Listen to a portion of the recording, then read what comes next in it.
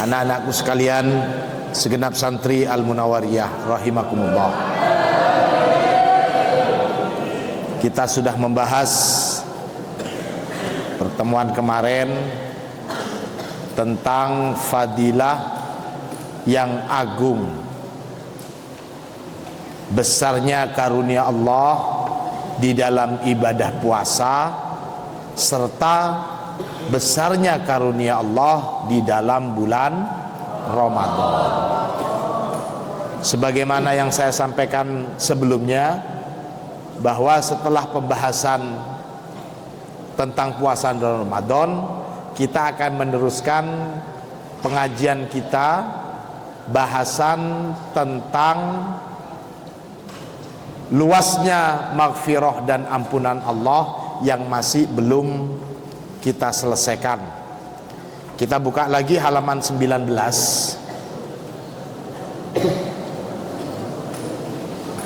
Tentang pastinya masuk surga, sebagaimana penjelasan Rasulullah dalam hadis-hadis beliau, bagi orang yang bersaksi bahwasanya tiada Tuhan selain Allah. Kita teruskan. Qala Rasulullah sallallahu alaihi wasallam, Rasulullah bersabda, man mata la yusyriku billahi syai'a dakhalal jannah. Man, barang siapa mata yang mati, siapa man la yusyriku billah, tidak menyekutukan Allah, sampai kematiannya dia tidak menyekutukan Allah, syai'an, pada sesuatu apapun, tidak menyekutukan Allah dengan Tuhan-Tuhan yang lain, tidak menyekutukan Allah dengan apa yang dianggapnya punya kemampuan atau punya kehebatan, tidak menyekutukan Allah dengan sesuatu apapun. Anak-anakku sekalian rahimakumullah, kenapa dalam koridor Islam kalimat syahadatnya itu mendahulukan nagasi? Nagasi itu maksudnya peniadaan sebelum pemastian, seperti la ilaha illallah. Kenapa kok bukan Allahu ilahun la ilaha illahu? Ditegaskan dulu la ilaha, tidak ada Tuhan, tidak ada sesuatu apapun yang diri kita ini patut untuk menghambai sesuatu itu, illallah, kecuali Allah. Di dalam Al-Quran, agama juga disebut dengan istilah millah. Millah itu terambil dari kata-kata mailun, muyul, kecenderungan. Sebagaimana firman-Nya, walan tardo angkal yahudu walan nasara hatta tattabi'a millatahum. Nah, kalangan mufassir memaknai millah di sini juga sebagai agama, kecenderungan. Jadi siapapun kita, setiap orang itu pasti merasakan ada kekuatan lain di luar kekuatan dirinya. Bagi orang yang tidak mengetahui, tidak mengenal, atau tidak ada yang memberikan petunjuk kekuatan itu adalah tertuju semata kepada Allah, maka orang-orang yang tidak ada petunjuk dari Allah melalui Rasulnya sejak dari manusia pertama sampai nanti, itu semuanya mempunyai kecenderungan menganggap ada kekuatan di luar kekuatan.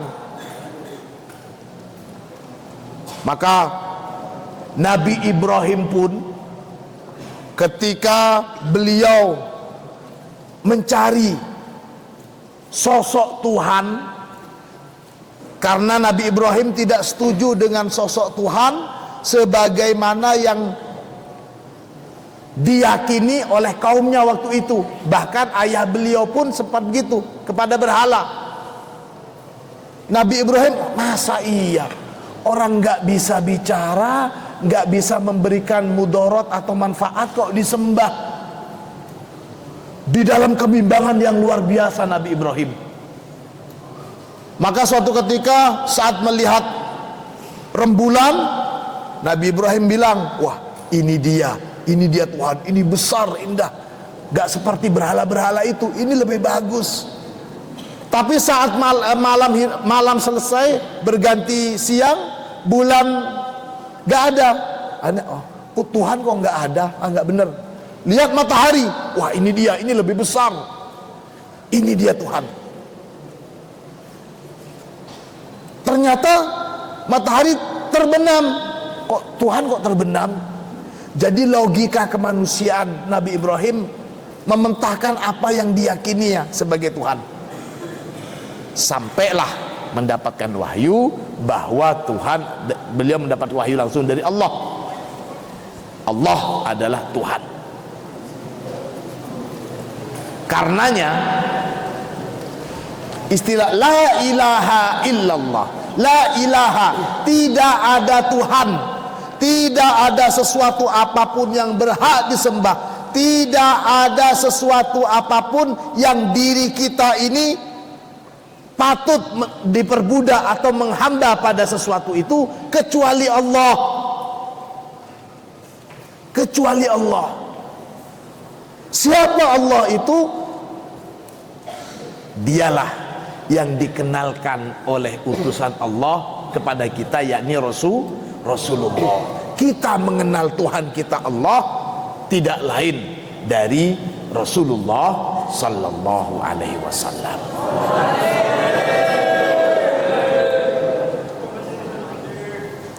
Maka kenapa dosa syirik itu termasuk dosa yang paling besar?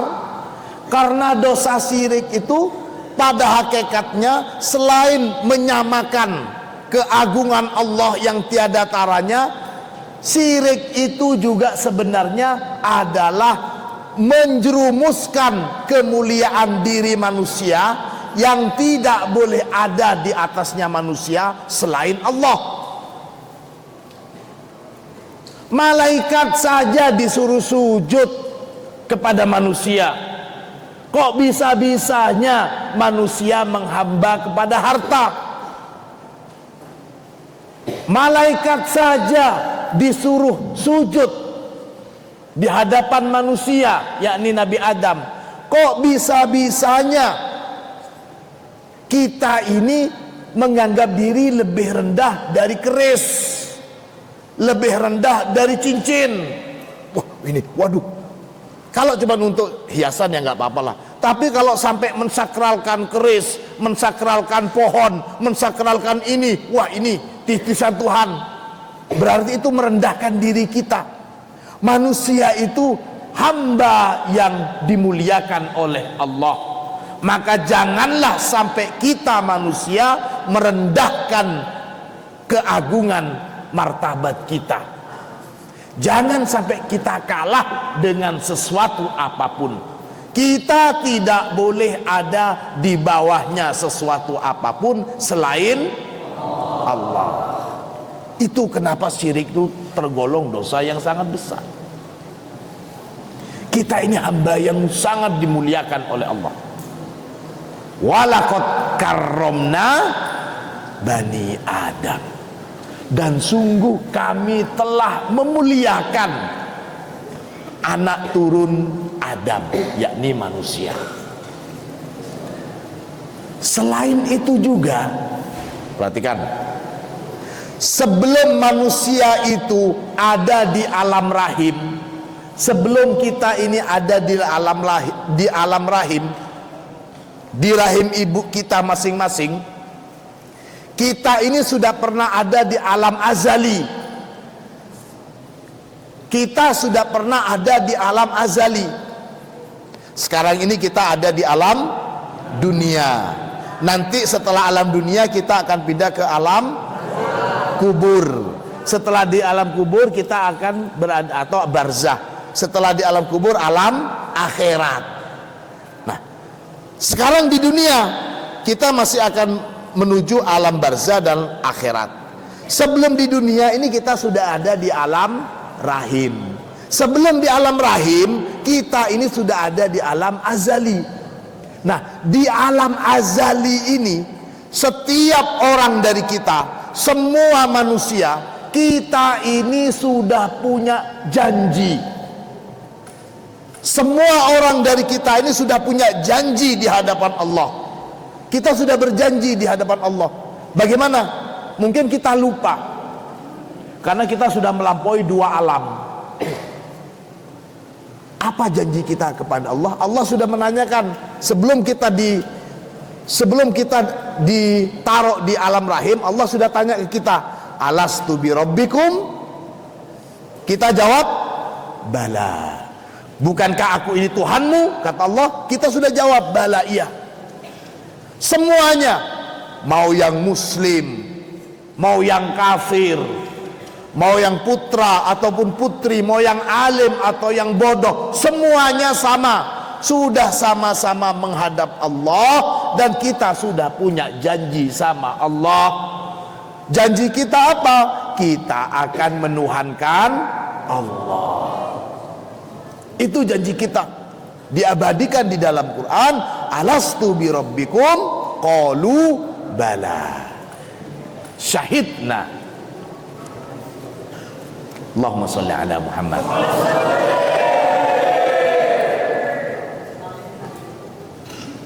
Maka tidak heran banyak sekali penegasan hadis-hadis Nabi yang menyatakan orang yang sudah kembali kepada kefitrahannya. Fitrah kita itu apa? Fitrah manusia sejak dari alam azali, kita itu adalah hambanya Allah, dan kita mengakui bahwa Allah adalah Tuhan kita. Ini fitrahnya.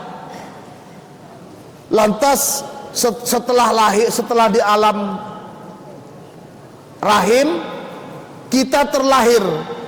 Yang orang tuanya Yahudi, maka anaknya terpengaruh ikut juga Yahudi. Yang orang tuanya Nasrani, anaknya juga terpengaruh. Yang orang tuanya Majusi, anaknya juga terpengaruh.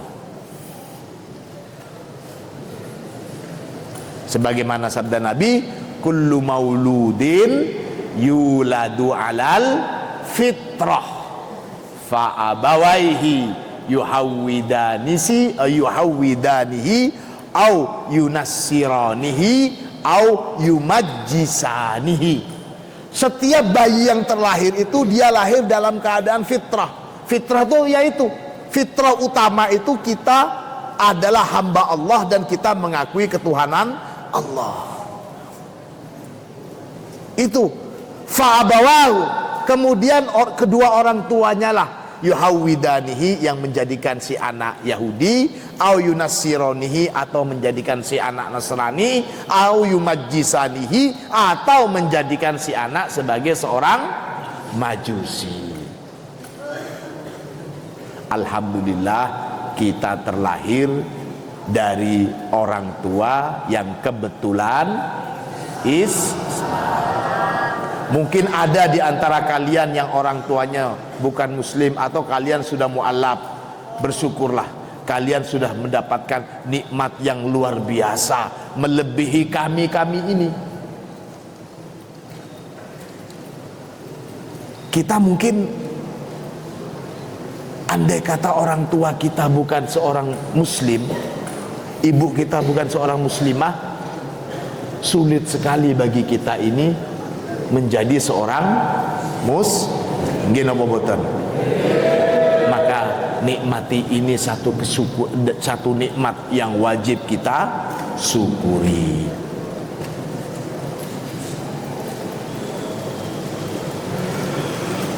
Itu man mata la yusyriku billahi syai'an dakhalal jannah. An Ubadah bin Samit radhiyallahu an, dari sahabat Ubadah bin Samit, semoga Allah meridhoi, annahu, bahwasanya sahabat Ubadah, qala, berkata siapa Ubadah, sami'tu Rasulullah sallallahu alaihi wasallam yaqul, sami'tu, telah mendengar siapa aku, Rasulullah, pada Rasulullah sallallahu alaihi wasallam, yaqulu, bersabda siapa Nabi,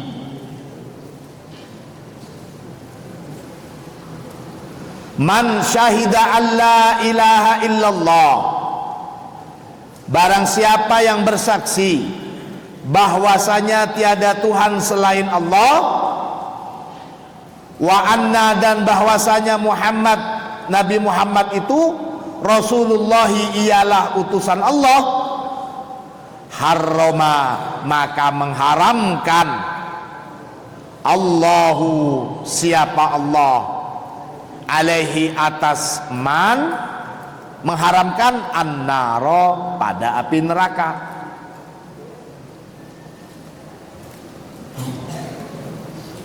Sama makna hadis dengan yang sebelumnya.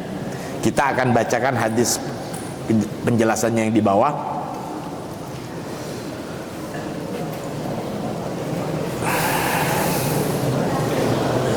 Rawahu Muslim fi sahihihi wa Ahmad wa Abu Ya'la wal Baihaqi wa Ibnu Khazimah wa Abd bin Hamid wa Tabrani fil Awsat wa Abu Uwanah wa huwa juz'un min hadisin fihi qala Jabir.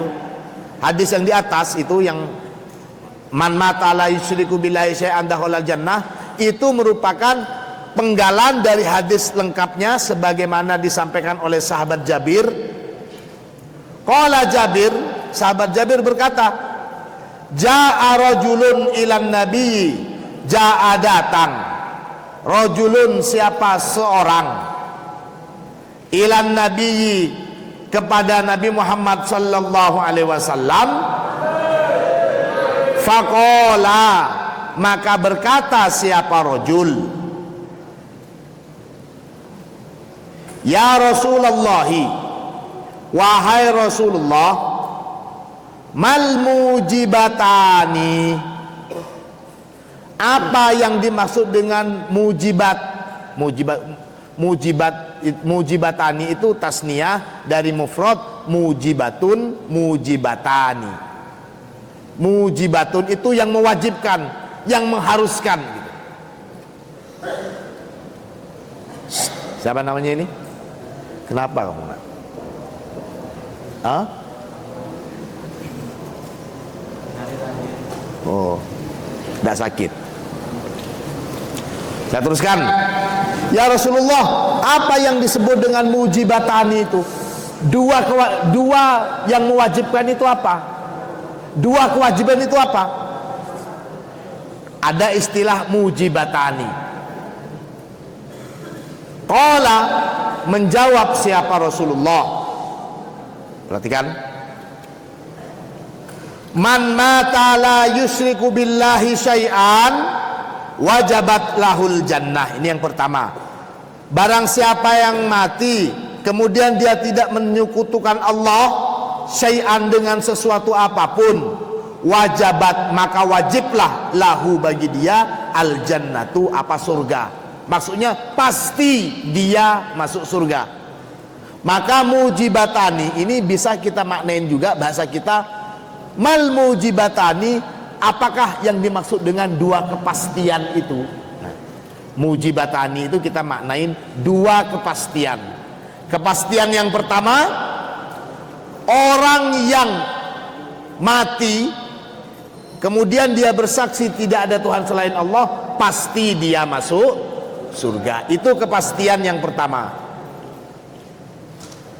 Kepastian yang kedua, waman mata, dan adapun orang mata yang mati, siapa man, yusriku billah, saat mati yusriku billah, dia menyekutukan Allah syai'an dengan sesuatu, artinya dia tergolong orang yang musyrik, wajabat lahun nar, wajabat maka wajiblah, pasti, lahu bagi man an-naru, apa neraka. Ini yang dimaksud dengan dua kepastian. Kepastian yang pertama, yang mati kemudian dia tidak menyekutukan Allah, dia pasti masuk surga. Yang kepastian yang kedua, orang yang mati dan dia menyekutukan Allah, maka dia pasti masuk neraka. Ini qala, kemudian orang tadi, si pemuda tadi bertanya lagi kepada Rasulullah, ya Rasulullah, wahai Rasulullah, ayyul islami afdal, wahai Rasulullah, ayyul islam, Islam yang bagaimanakah, beragama Islam yang bagaimanakah, afdalu yang paling mulia, yang paling afdal. Nah, ini kita bisa introspeksi, kita bisa menanyakan diri kita. Kita semuanya mengaku muslim, kita semuanya mengaku muslimah, kita mengaku beragama Islam. Namun Islam kita ini, agama kita ini tergolong Islam yang ala kadarnya, cuman karena kebetulan orang tua Islam kita ikut-ikutan jadi Islam, tanpa ingin menjadikan keberagaman kita dalam Islam ini dengan keislaman yang utama. Ini maksudnya. Maka lihat, kita harus membuktikan, benarkah kita ridho kepada keislaman kita, atau kita Islam karena kebetulan bapak ibu kita Islam. Buktikan itu. Bagaimana caranya? Berusaha untuk menjadi muslim yang paling utama, berusaha untuk menjadi seorang muslimah yang baik, yang afdal.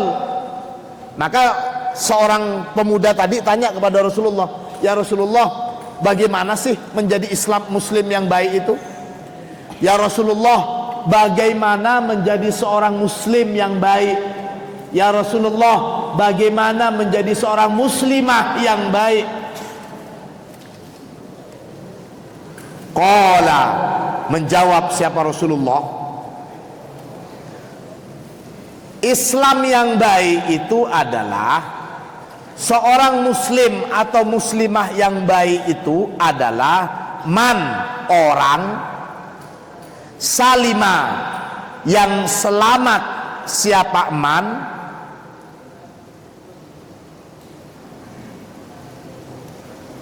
maaf, man, orang, salima yang selamat, al muslimuna, siapa kaum muslim yang lainnya, orang yang sesama muslimnya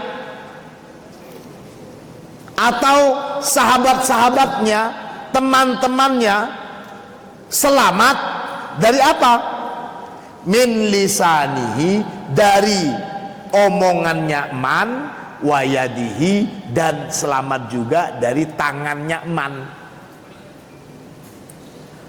Seorang muslim yang baik, seorang muslimah yang baik itu adalah ketika orang lain merasa aman dengan omongannya seseorang, dengan omongannya si muslim ini, dengan omongannya orang yang ngaku muslim, juga merasa aman dengan tangannya si orang yang mengaku muslim.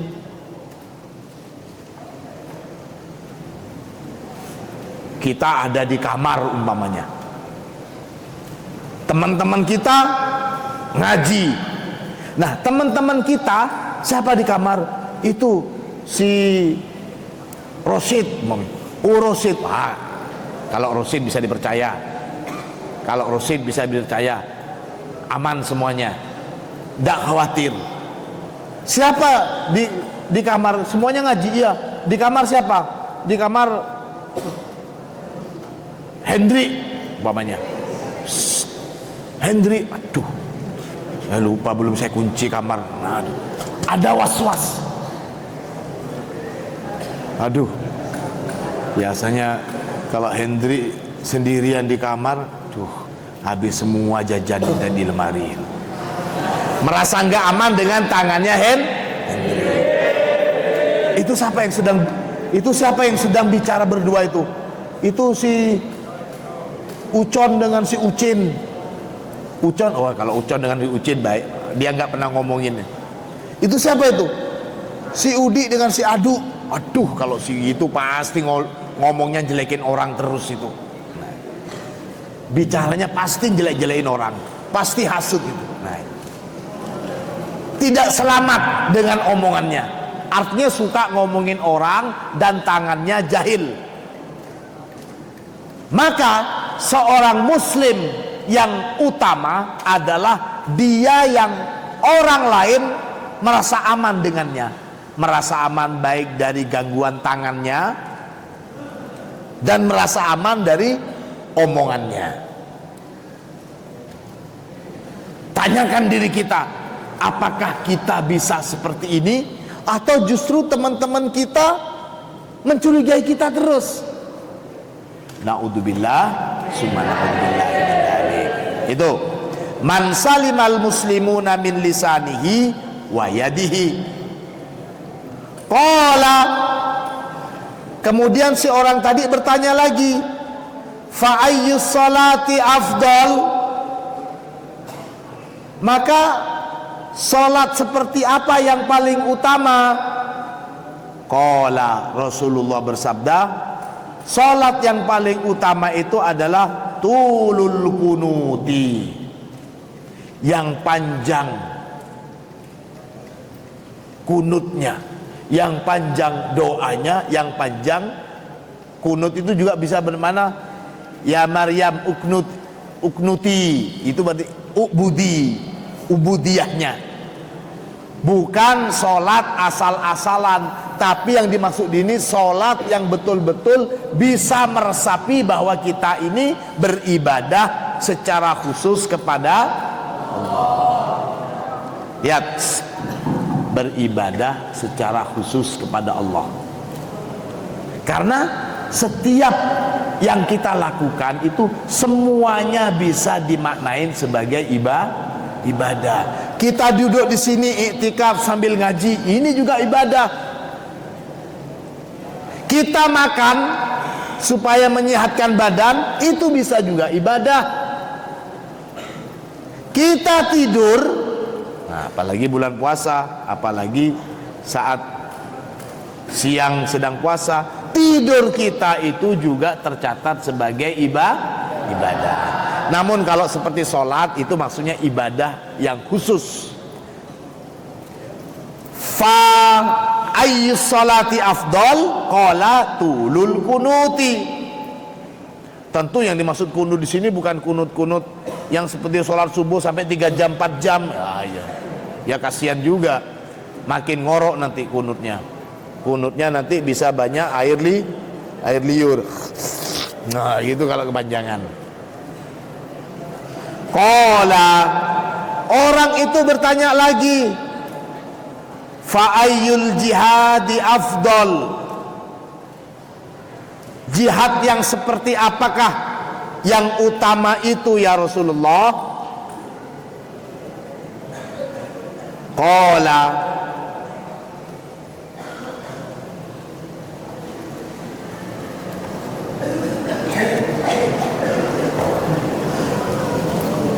jihad yang paling utama itu adalah man aqara jawadahu wa uhriqa damuhu. Jadi jihad yang aqara jawadah, maksudnya di sini yang berusaha dengan maksimal, tidak pandang bulu, tidak pamrih gitu. Wa uhriqa damuhu, dan sampai siap mengalirkan darah, siap mati.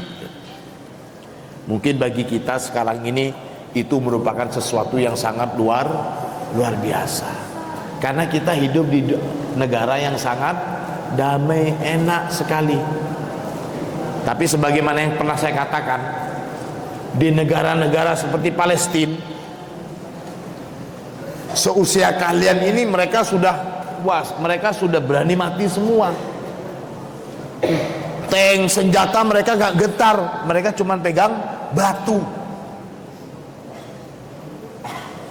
Kalau umpamanya di sini sekarang di Indonesia jangan, apalagi sampai demo macam-macam menghancurkan fasilitas jalan, yang bukan seperti itu. Jihadnya di Indonesia bagi kalian adalah jihad bagaimana menuntut ilmu, tidak cengeng, tidak suka ngeluh, siap berkorban. Berkorban untuk apa? Berkorban untuk melupakan sejenak kenyamanan anak-anak seusia kalian kalau di luar. Bebasnya lihat hiburan, bebasnya berkomunikasi, asiknya bermanja-manja dengan orang tua kalian. Selalu punya pilihan untuk apa yang kita inginin seusia kalian ini. Seusia kalian ini usia yang boleh dikatakan itu masa transisi dari anak-anak menuju dewasa. Kalian ini usia seperti kalian ada di pondok, kalian jauh dari orang tua, kalian tidak cengeng, dan kalian berusaha semaksimal mungkin untuk melakukan kewajiban menuntut ilmu. Itu adalah jihad. Insya Allah besok kita akan memperpanjang lagi masalah jihad penuntut ilmu ini. Tapi yang jelas yang ingin saya katakan, saat kalian pertama masuk di sini, orang tua kalian dan kalian juga sudah siap mewakafkan diri untuk Al-Quran. Artinya tidak ada kepentingan lain yang boleh mengalahkan kepentingan Al-Quran. Di luar,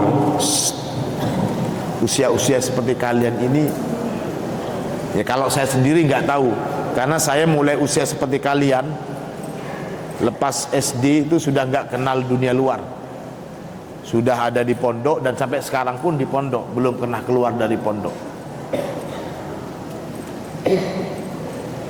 Saya mungkin tidak bisa bercerita bagaimana enaknya usia-usia seperti kalian, karena saya termasuk ya yang tidak pernah merasakan dunia-dunia remaja dengan kehidupan luar.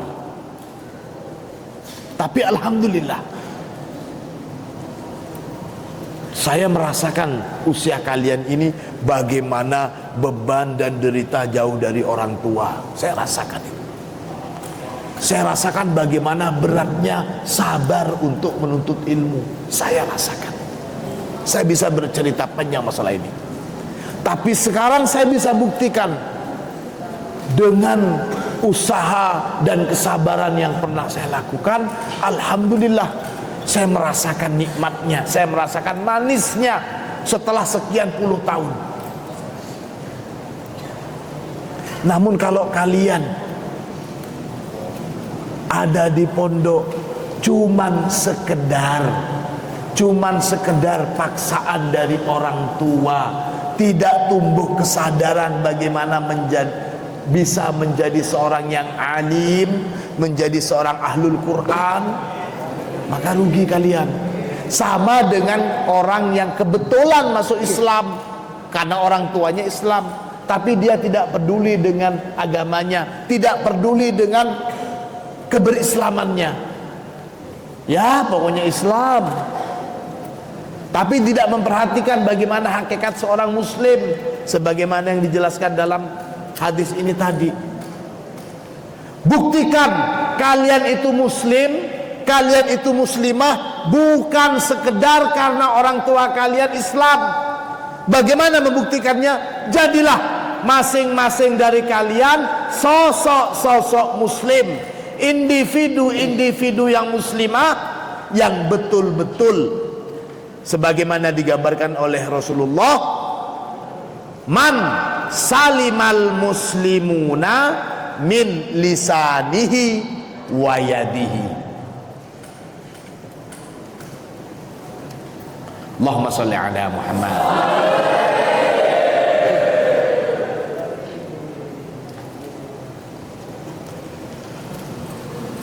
Qala, masih tanya lagi orang itu, fa ayyul hijrati afdal,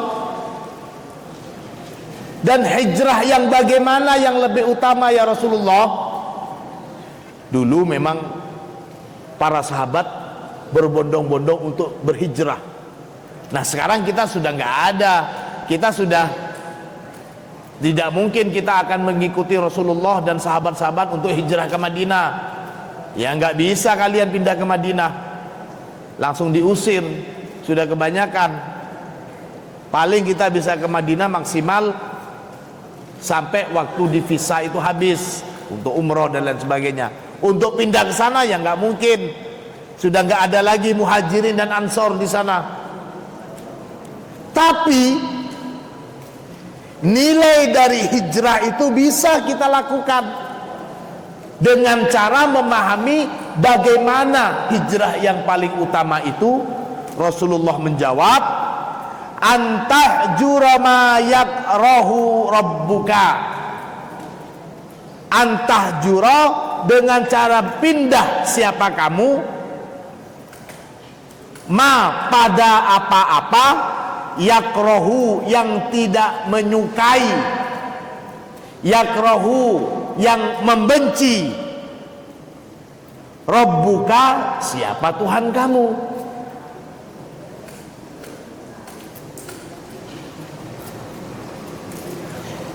Bagaimana kita bisa mengetahui apa yang dibenci oleh Allah, apa yang disukai oleh Allah? Bagaimana caranya? Dengan cara belajar. Sudah ada penjelasannya dari Rasulullah, kita menelaahnya, kita pelajari. Insya Allah pada pertemuan-pertemuan yang akan datang kita akan spesifik, kita akan masuk dan memahami hal-hal sebagaimana dijelaskan di sini. Wa fi riwayatin, dan di dalam riwayat hadis lainnya, qala Rasulullah sallallahu alaihi wasallam, Rasulullah bersabda, man syahida an la ilaha illallah wahdahu la syarikalah, barang siapa yang bersaksi bahwa tiada Tuhan selain Allah, la syarikalah, tiada Tuhan selain Allah semata, la syarika, tidak ada sekutu lahu bagi Allah. Itu kesaksian yang pertama. Kesaksian kedua, wa anna Muhammadan abduhu wa rasuluh, dan bahwasanya Muhammad itu abduhu adalah hamba Allah, wa rasuluhu dan Rasulullah. Jangan pernah menganggap Nabi kita itu sebagaimana umat terdahulu menganggap nabinya sebagai ibnullah, dianggap sebagai anak Allah. Gini apa betul? Kita ini umat yang sebelumnya didahului oleh umat yang menganggap utusan Allah sebagai anak Allah. Utusan Allah mereka anggap sebagai anak Allah. Makanya perhatikan, untuk memutus pemahaman ini Rasulullah juga mempunyai satu sifat jaiz. Jadi ada sifat wajib, ada sifat muhal, ada sifat jaiz. Sifat jaiz bagi Nabi al-a'radul basyariyatul lati la tuaddi ila naqsin fi maratibihimul aliyah. Jadi sifat-sifat yang tidak menyebabkan turunnya derajat Nabi yang mulia dengan sifat itu. Maksudnya sifat basyariah. Seperti apa? Di Al-Quran kemudian Nabi juga menyatakan Rasulullah makan sebagaimana orang lain. Rasulullah juga pergi ke pasar. Hal-hal yang bersifat kemanusiaan bagi umat Nabi Muhammad, bagi kita, itu merupakan satu pelajaran yang sangat penting. Kenapa? Sekali lagi karena kita ini berada setelahnya umat yang menganggap Nabi mereka sebagai Tuhan. Gimana nggak dianggap sebagai Tuhan? Terlahir tanpa ayah, kemudian di usia dini masih bayi sudah bisa bicara. Sementara umat sebelumnya menganggap si Nabi ini, yakni Nabi Isa, sebagai anak zina. Bagi kalangan Yahudi, Nabi Isa dianggap sebagai anak haram. Tapi bagi kalangan umat Nasrani, Nabi Isa ini dianggap sebagai anak Tuhan. Makanya di sini poin menjadi saksi anna Muhammadan, bahwasanya Nabi Muhammad itu abduhu, ialah hamba Allah, bukan anaknya Allah, bukan ponaannya Allah, tapi hamba Allah, wa rasuluhu, dan juga utusan Allah. Itu kesaksian yang kedua. Kesaksian yang ketiga, wa anna Isa, dan bahwasanya Isa itu Abdullahi, ialah hamba Allah. Kita memuliakan Nabi Isa, tapi tidak lebih sebagai hamba Allah, wa rasuluhu, dan utusan Allah. Justru kita ini tidak beriman, termasuk tidak beriman kalau kita tidak beriman kepada Nabi Isa. Umat Islam memuliakan Nabi Isa karena Nabi Isa juga Nabiullah. Bahkan ditegaskan di sini, Nabi Isa itu selain Abdullah wa rasuluhu, Nabi Isa wa kalimatuhu, Nabi Isa adalah kalimatullah. Alqa, yang telah memberikan siapa Allah, ha pada kalimah, ila Maryam, kepada Sayyidah Maryam. Dan orang yang pertama kali mengakui kenabian Isa putra Maryam, yang pertama kali mengakui kenabian Nabi Isa adalah siapa? Nabi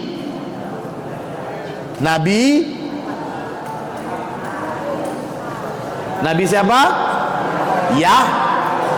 Nabi Yahya. Nabi Yahya itu digambarkan di dalam Al-Quran musaddiqom bi kalimatin minallahi wa sayyidau wa hasurau wa nabiyan minas solihin. Nah itu, jadi Al-Quran memberikan gambaran siapa Nabi Musa itu, siapa Nabi Yahya itu. Gambaran Al-Quran, penjelasan Al-Quran tentang Nabi Yahya, musaddiqom bi kalimatin minallah. Nabi Isa musaddiqon, orang yang mempercayai bi kalimatin minallah. Siapa kalimat minallah di sini? Nabi yang dijulukin sebagai kalimatullah siapa? Nabi Isa. Jadi yang pertama kali mengakui kenabian Nabi Isa itu adalah Nabi Yahya. Usianya Nabi Yahya dengan Nabi Isa itu ya selisih antara 3 sampai 4 tahun lebih tua Nabi Yahya. Nabi Yahya orang tua bapaknya namanya Zakaria. Nabi Zakaria ini istrinya Nabi Zakaria itu adalah bulenya Sayyidah Maryam. Sayyidah Maryam ini ponaannya istrinya Nabi Zakaria atau ibunya Nabi Yahya. Berarti Nabi Yahya dengan Nabi Isa ini sepupuan, misanan. Lebih tua Nabi Yahya berapa tahun? 3 tahun. Itu. Wa anna Isa Abdullah wa rasuluhu wa kalimatuhu alqaha ila Maryam wa ruhun minhu, dan Nabi Isa itu adalah ruhun minhu, ruhullah. Wa annal jannata, dan bersaksi juga annal jannata bahwasanya surga hakun, benar adanya. Wan naro, dan bahwasanya api neraka hakun, benar adanya. Adkhala, memasukkan,